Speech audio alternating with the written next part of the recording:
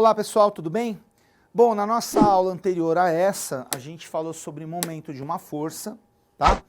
Vimos que momento é uma grandeza que tem a ver com a tendência, né, que uma força vai ter de girar um corpo em torno de um ponto, tá? A gente calcula momento fazendo força vezes braço, né?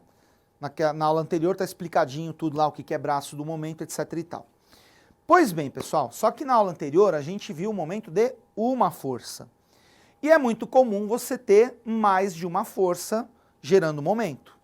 Por exemplo, que nem aqui, ó. Deixa eu explicar o desenho que eu fiz. Tem aqui um corpo genérico. O ponto O é o nosso polo.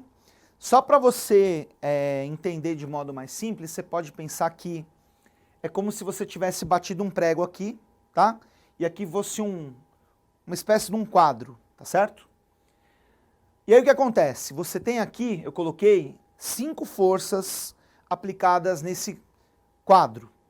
F1 aqui, F2 aqui, F3 aqui, F4 aqui e F5 aqui.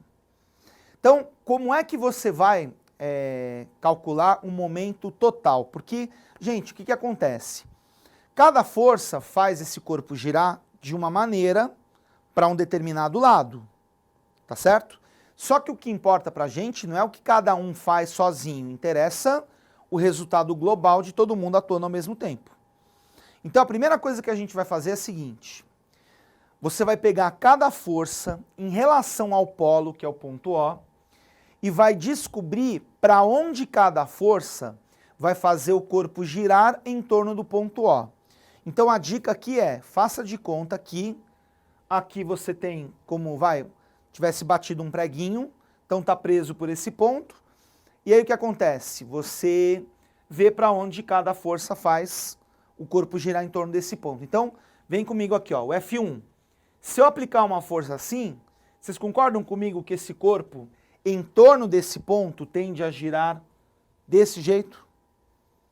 Esse sentido, gente, é o sentido horário, tá? Então, marquei aqui, ó, horário. Essa força F2, quando você aplica assim, em relação a esse ponto, também faz o corpo girar no sentido horário, porque se eu empurrá-lo assim, ele vai fazer esse movimento. Tudo bem?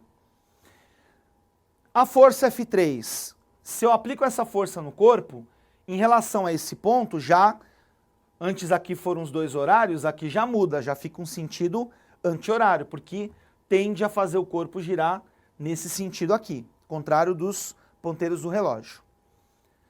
E o F4 também, se eu aplicar a força aqui, faz esse corpo girar também no sentido anti-horário, também contrário aí aos ponteiros do relógio. Tá seguindo até aí, tudo bem? E pessoal, e o F5, hein? Gente, o F5 não faz o corpo girar para lugar nenhum. Porque você está percebendo o que acontece aqui? Essa força F5, ela está passando, né? A reta que contém essa força está passando exatamente pelo polo ponto O. Se você tem a reta que contém a força passando pelo polo, você não tem braço. E se você não tem braço, você não tem momento, tá? Então essa daqui, ó, para o nosso cálculo de momento, ela está fora. Tudo bem?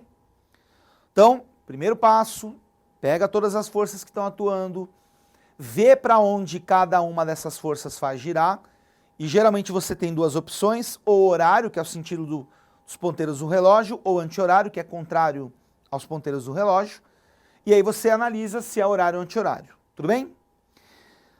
Próximo passo. Para cada sentido, você vai associar um determinado sinal. Para cada sentido, você vai associar um sinal.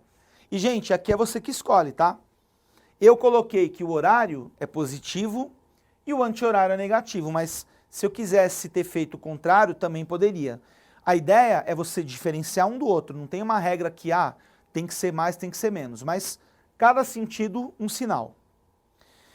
Bom, próximo passo. Você sabe calcular momento de uma força. De novo, se você não sabe, dá uma olhadinha na aula anterior, que é justamente isso que fala, força vezes braço. Então, o que você vai fazer aqui? Você vai calcular o momento de cada força sozinho. Sozinha, melhor dizendo, né? Então aqui, ó, F1, quem que é o momento? Força vezes braço. Gente, eu não coloquei aqui os braços porque ia ficar muito poluída a figura, mas no exercício de uma prova, ele tem que te dar a distância, né? Da reta até o ponto. Calcula o momento do F2, força vezes braço, estica aqui, pega a distância até o polo. Mesma coisa para o F3, mesma coisa para o F4. Detalhe, você coloca os sinais correspondentes na frente de cada momento. Então, no nosso caso aqui, o momento do F1 e o momento do F2, que fazem o corpo girar no sentido horário, vão receber sinal positivo. Enquanto que os momentos do F3 e do F4, que fazem girar no sentido anti-horário, vão receber na frente sinal negativo. Tudo bem até aí?